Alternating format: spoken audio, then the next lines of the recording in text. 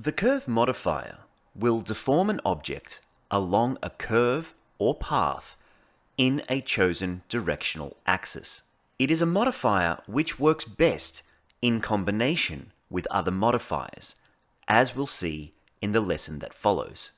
With this modifier in particular, it's important to be mindful of the orientation and position of objects and the curve which will affect the deformation. To help us along, having the gizmo visible is a good idea.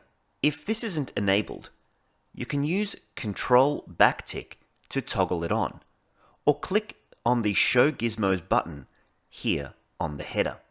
I've created this chevron object which points along the global x-axis in the positive direction.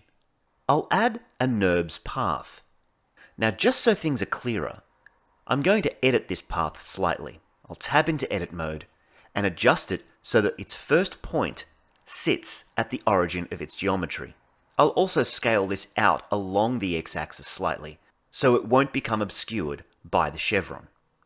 Now, to prevent things from going awry, it's a very good idea to parent the object to this curve. Now, I recommend to only use the simple object parenting option from your drop-down list, as other options which look for constraints or animate along paths will cause problems. Now, when we move the curve, or scale it, or rotate it, the object will follow it correctly.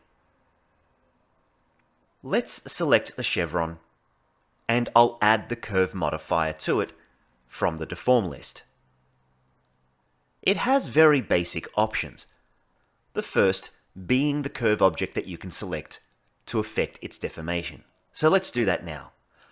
I'll eyedropper select the NURBS path in viewport. We'll leave the deform axis as X for the time being because everything is pretty much oriented in the X positive direction. But you can set the deform axis to both positive and negative directions for either X, Y, or Z.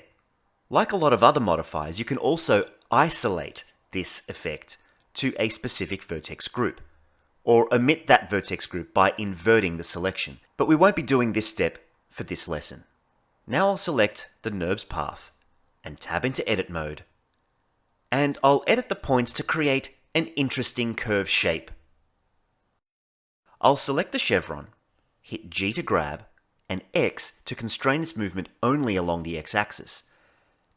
As I move it, it will now follow and deform along the curve. Note that freely moving the chevron is going to cause some problems if it is translated along any other axis. Let's now add an array modifier to the chevron. And I'll place this array modifier above the curve in the modifier stack. I'll increase the count, and you'll see how each instance is placed along the path.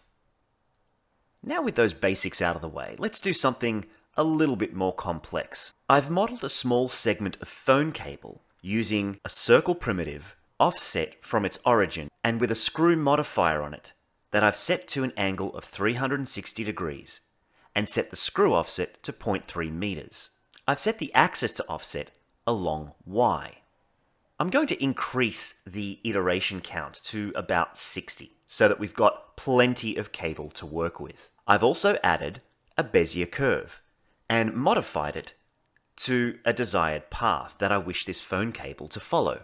Let's now parent the cable object to the curve and add the curve modifier to it.